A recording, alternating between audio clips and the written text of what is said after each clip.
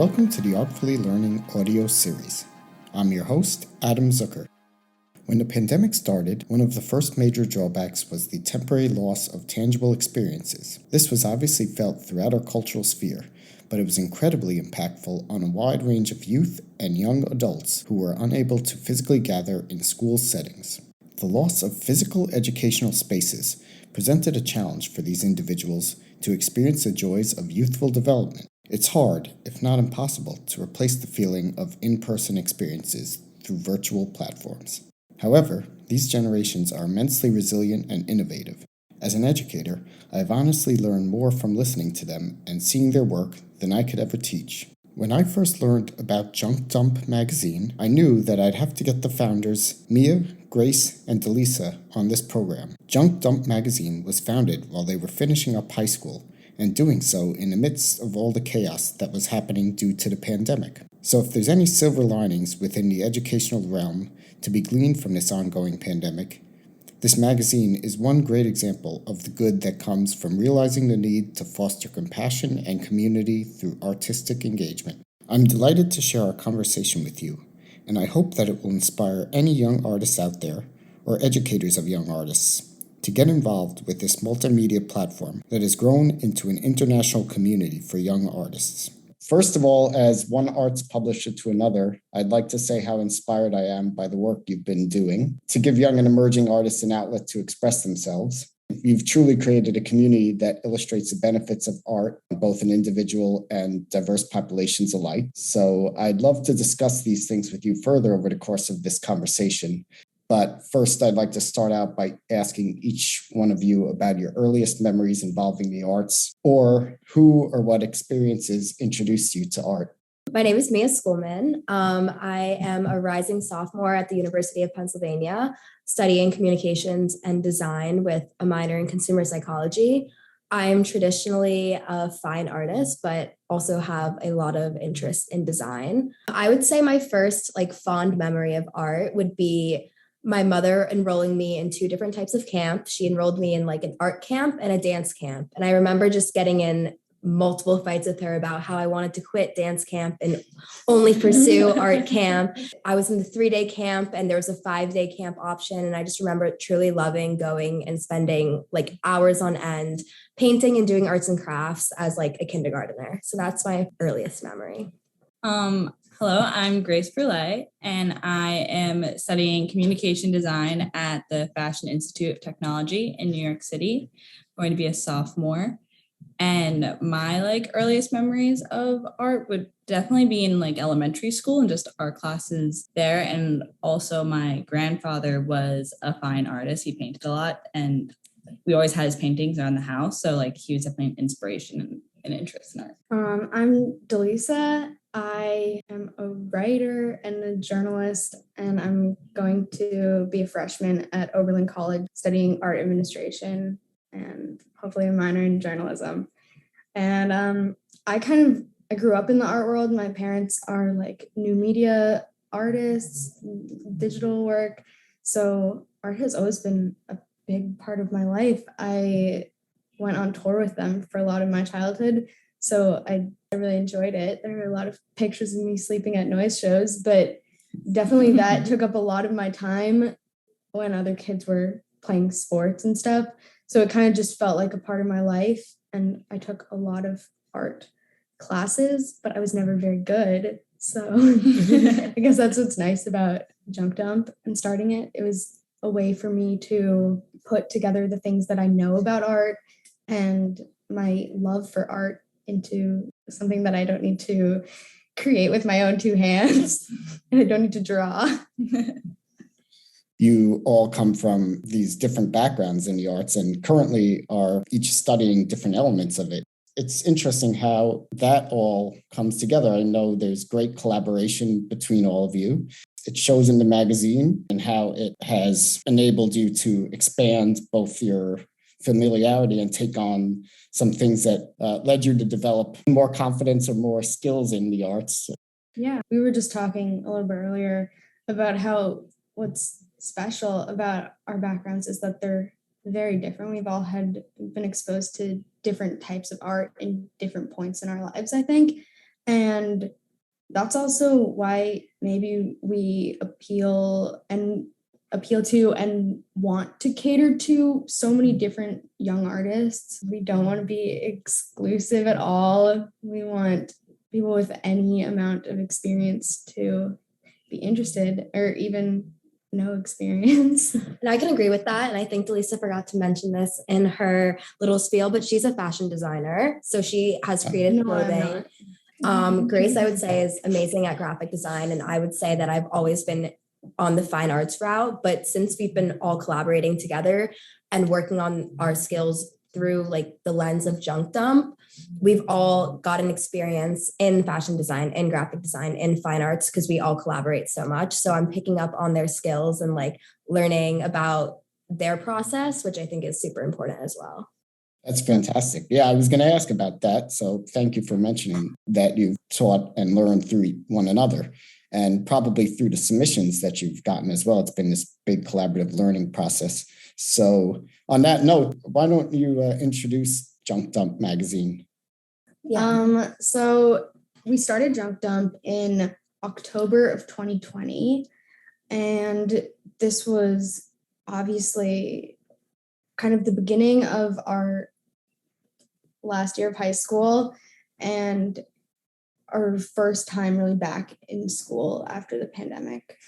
And we saw that young people and ourselves were missing kind of an artistic outlet.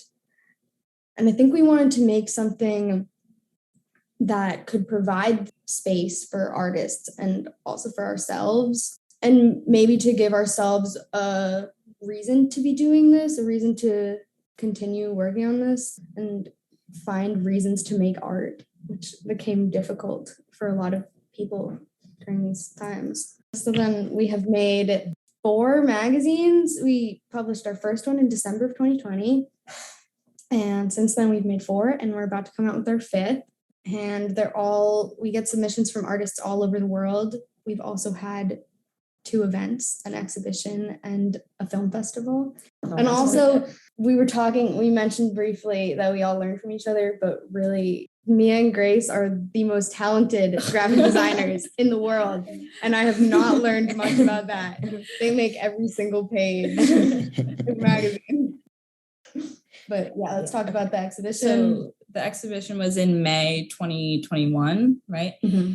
And it was at Gallery North in Long Island. Yeah. And at least the exhibition, we had people submit photos, we got them printed, and we put them up ourselves. And it was a local event, which I think was awesome, especially for kids like our age. And the art scene, especially where we are, I don't think is very big, or not many people are that involved in it. So the biggest thing for me was being able to see like everyone come and get people involved in like an art show, and everyone was like actually very surprised by what we put up, which was very like validating for us. And I think a big creation of our magazine was stemmed from the pandemic, because we lost a lot of like physical touch with like the world, and we just wanted to provide something that was physical and that we could hold.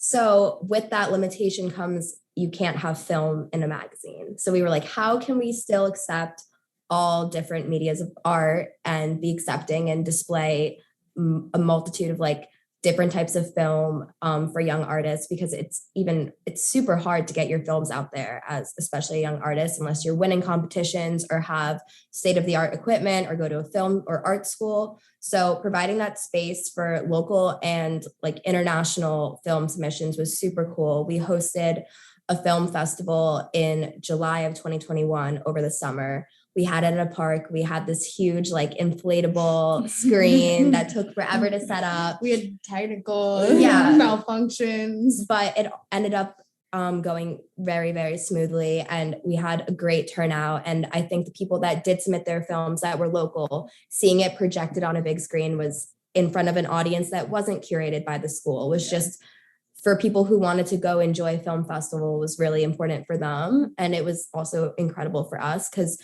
we just knew we had expanded our audience beyond just print and like 2D art. We could now do video art and like noise And it was a very cool experience. And I want to like go back a little bit. So yes, we are a print magazine.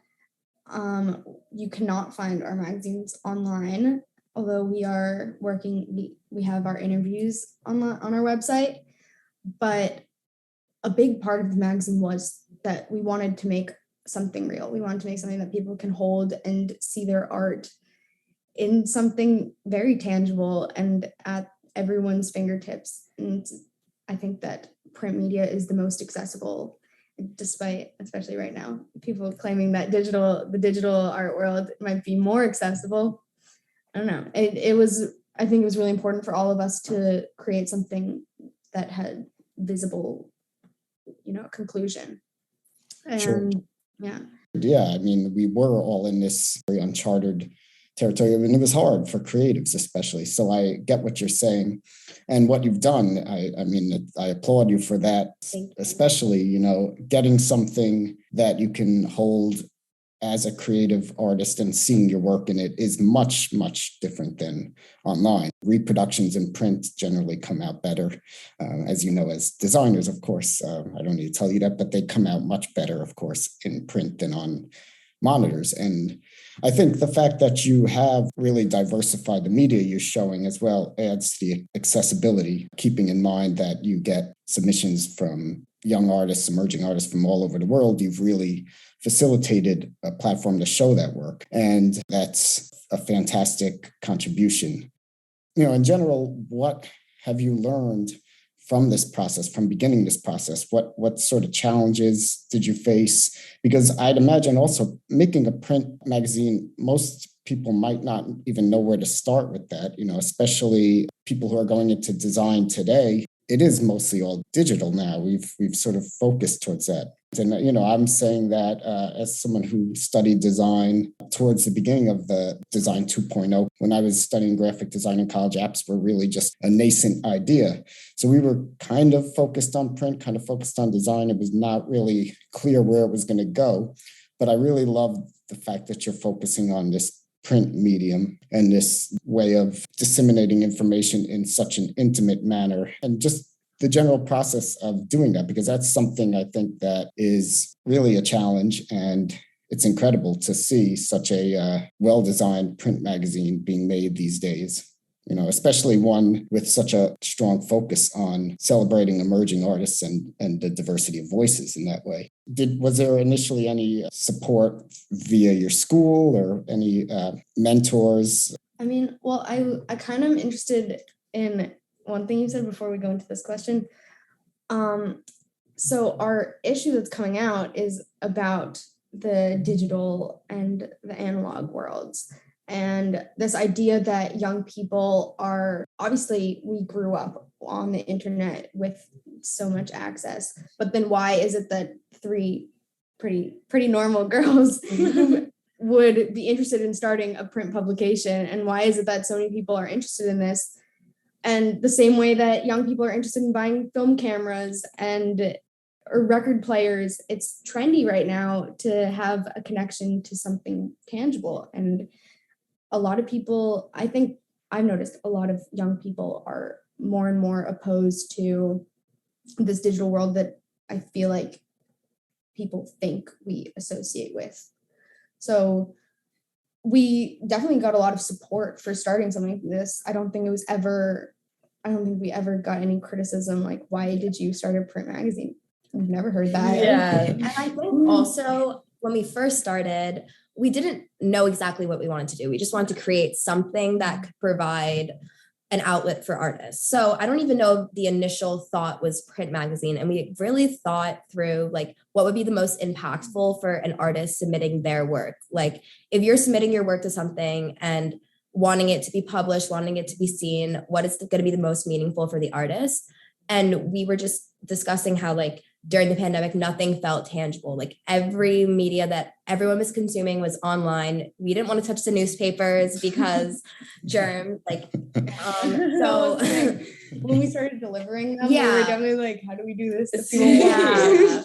And I think that for when we first started the magazine, we needed to get submissions, but we didn't have any previous magazines to show to the artists that we were legit, to even explain what our print magazine was going to be, because honestly, we had no clue until we made our first one. Mhm. So I think I don't even know if this was a struggle. I think it was just kind of like an adventure, was getting our first batch of submissions. Like, who was going to give these 3 girls permission to their artwork and to publish it without having like a tangible proof of like existence, proof of like that we were legit. So I think that was a struggle in the beginning. And I would say that our volume of submissions increases every time we have a magazine, which is super exciting because we just know we're reaching more and more artists. But I can say that like Dlisah did a lot of the like contacting publishers, because you have to think through everything. When we started actually needing to create the physical magazine, there was so many logistics we had to sort through that we had never even experienced before. Grace and I do most of the design work behind it, and we had never created a magazine before. So it was just a lot of trial and error and just like contacting people, which Dlisah did. And we really didn't have any idea what it would feel like. Like, we didn't get a proof for our first time. It was kind of crazy. And we just ordered our coffee. Yeah. We just got a book. We just got a box in the mail. But yeah, I mean, a lot of it in the beginning was just kind of hounding people, asking them if they'd be interested in joining this project. And what's awesome is a lot of those people that we messaged literally in our first month of starting this still submit to us, and we don't need to bother them. We don't need to go into their DMs. Now it really feels like we have a community, and a lot of those people are original submissions. Also, for the first few magazines, we did a lot on our own, and I think in the past, at least too, we don't really we have not really included much of our own work, but that's something that we'd like to do again, because that feels really good for us as well, and that's why we created it. So we should get some of that. Definitely. Of course. Yeah, you should. Yeah. Your own ability to promote your work, which is so hard for any artist, especially emerging artists. Having that platform that you've created obviously feels a lot more efficacious, I'm sure, because knowing what goes behind it, all the hard work, the sweat and the labor, has been a great learning process, is what it sounds like. And you're giving people this great community now. Really, it's refreshing to see how you are bringing people together who might not have had the confidence to even show their work initially, but now they're repeat submitters and maybe even getting involved in some other ways down the line through some of your events. I've been thinking about this a lot lately, because I've been like working in New York City at a lot of art spaces. And I just see at these events, especially the New York City art scene, has so many niche subgroups because it has to, just because of the number of people that are involved. I think that those places are like really wonderful if you're really interested in that. But we want to provide a place where people can just put something out into the world and just make something genuine. And a big thing for us is, we mentioned that we had these events, and a lot of people that aren't really interested in art came, just because when there's something to do and there's intention, that is what can really bring people together. And this idea that art can bring people together isn't just that everyone be interested in art or want to make art just from the first time they see a painting, but it's the fact that hosting an event and inviting a diverse audience to join you in a place that can really just bring people together. It doesn't need to be through creating something. It can also be through experiencing it. Great point.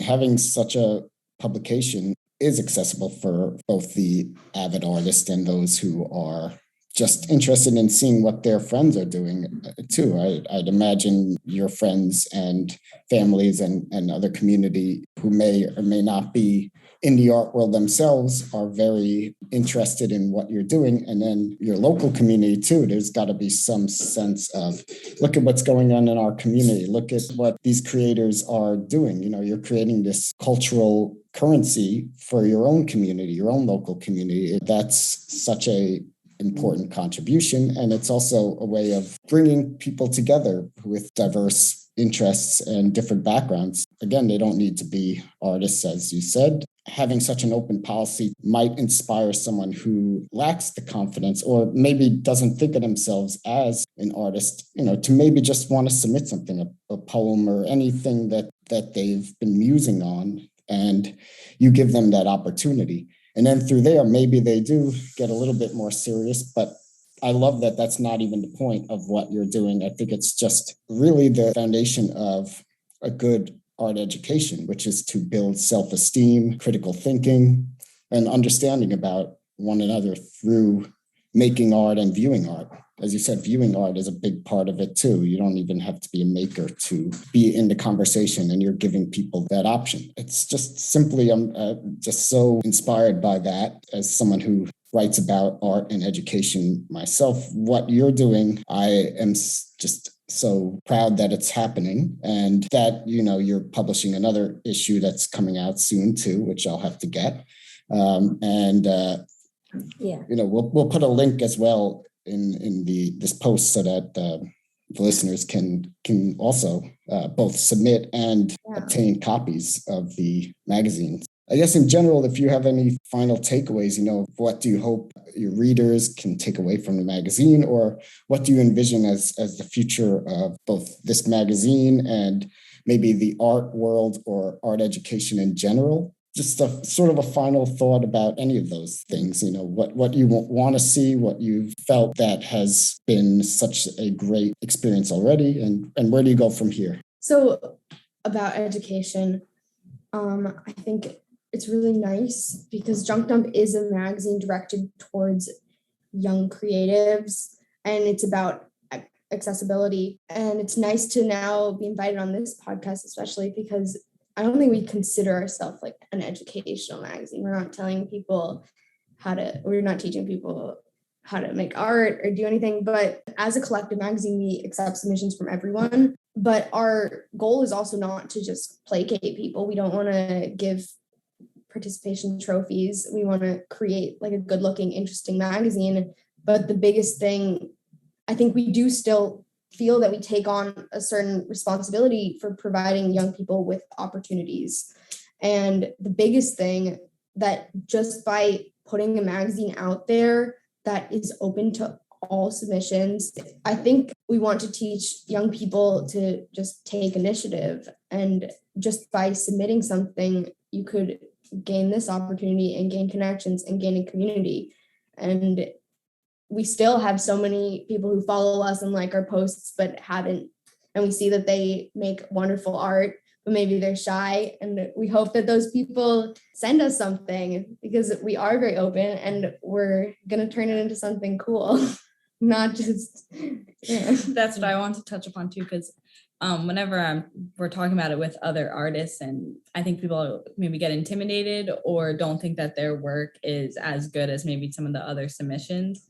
And we're not really focusing on that as much. It's just, we want as much artwork as like we can, and for people to feel comfortable with submitting as much as they want or whatever they want as well, and to not feel intimidated by other artists in the magazine. And I think that's super important, because while a huge part of art is curation, at the same time, we're almost like counteracting that by accepting all submissions, because I think it's important for at least our young viewers, our old viewers, every single viewer, to see what people have to say about the world and through art. And right now, a lot of the art world is super curated, but at the same time, that's excluding art that people are creating to express themselves and their feelings. And we really, really try to make submitting art as accessible as possible. It's free to submit art. All you have to do is send us an email with a file, and you're guaranteed no subject.